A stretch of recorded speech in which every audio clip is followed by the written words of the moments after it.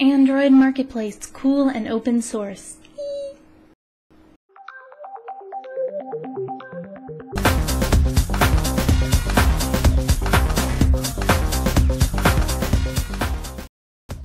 Guys, though not as fanatical as Justine is about her iPhone, I was an iPhone girl.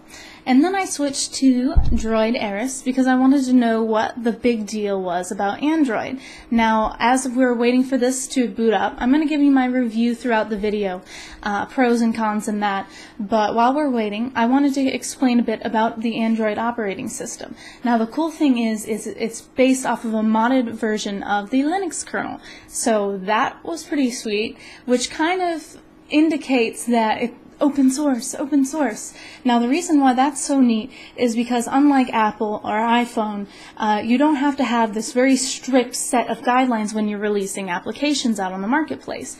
This is Java, it's part of the Open Handset Alliance, which a bunch of companies, big companies decided that they want to be more proactive for the open source initiative in mobile systems.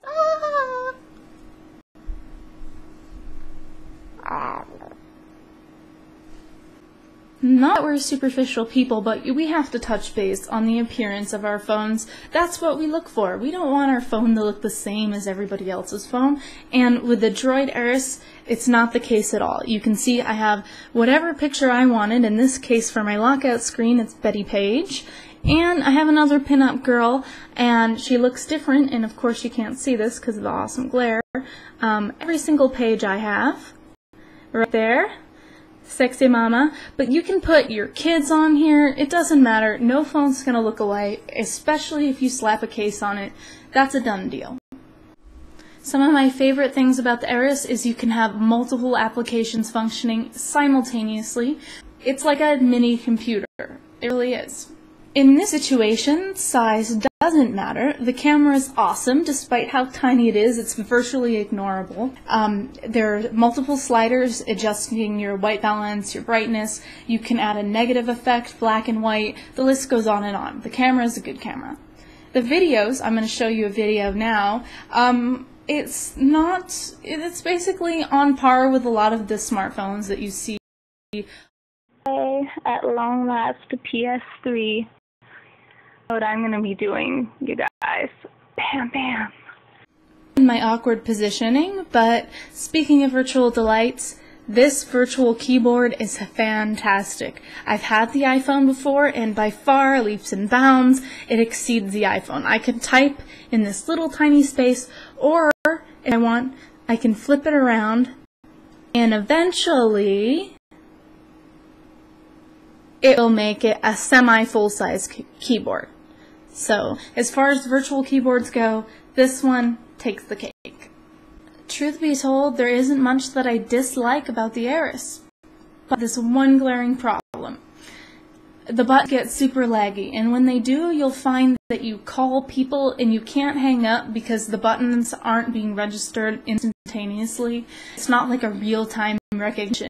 You're pressing F, F, F, F, F, trying to spell this one swear word in text message, and you end up filling your entire space with Fs.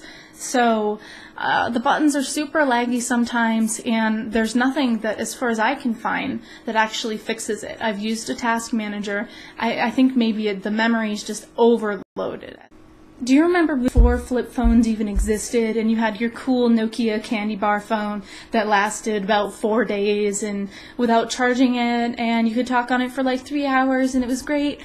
That's not going to be this phone. If you're hoping for a great battery life, then check somewhere else, because this guy has a battery life of 4 hours, and that was verbatim what the Verizon guy told me, and it seems pretty accurate. However, like with most issues with this phone, it can be remedied for the most part with an application.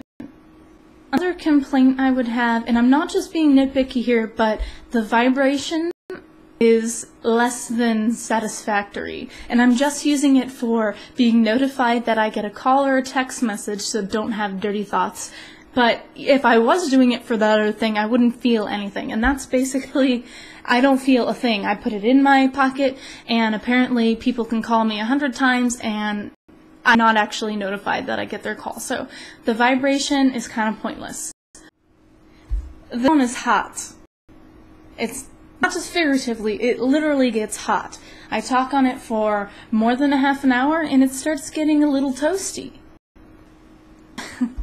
I know, isn't it crazy? Hang on one second, it's burning my ear, I guess, which... Yes, the iPhone was great in its heyday, but honestly, I'm liking the Eris more. What do you guys think? Is Apple or Google, who's gonna be on top? Let me know in a comment or video response below. Until then, I'm off to go move the last box into my new house. Talk to you guys later. Bye. Oops!